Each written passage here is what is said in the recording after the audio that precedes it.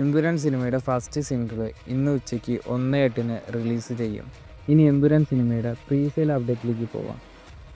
Opening ഡേയിൽ കേരളത്തിൽ 2932 shows track ചെയ്യുമ്പോൾ 76% ഒക്യുപ്പൻസിയിൽ 10 കോടിയോളമാണ് സിനിമയുടെ ഇതുവരെയുള്ള ഓപ്പണിംഗ് ദിവസത്തെ കേരള പ്രീ സെയിൽ.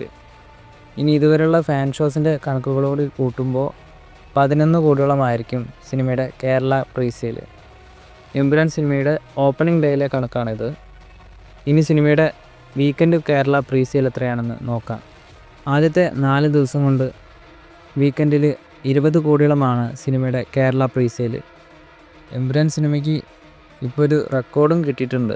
അതായത് പ്രീ സെയിലിലൂടെ കേരളത്തിൽ ഡബിൾ ഡിജിറ്റ് കളക്ഷൻ നേടുന്ന സിനിമ എന്ന റെക്കോർഡ്. ഇതുവരെ ഒരു മലയാള സിനിമയ്ക്കും കേരളത്തിൽ നിന്നും പ്രീ സെയിലിലൂടെ ഡബിൾ ഡിജിറ്റ് കളക്ഷൻ കിട്ടിയിട്ടില്ല. ഇനി സിനിമയുടെ ആദ്യ ദിവസത്തെ വേൾഡ് വൈഡ് പ്രീ സെയിൽ എന്നത് ഏകദേശം 45 കോടിയിലേക്ക് അടുത്തിട്ടുണ്ട്.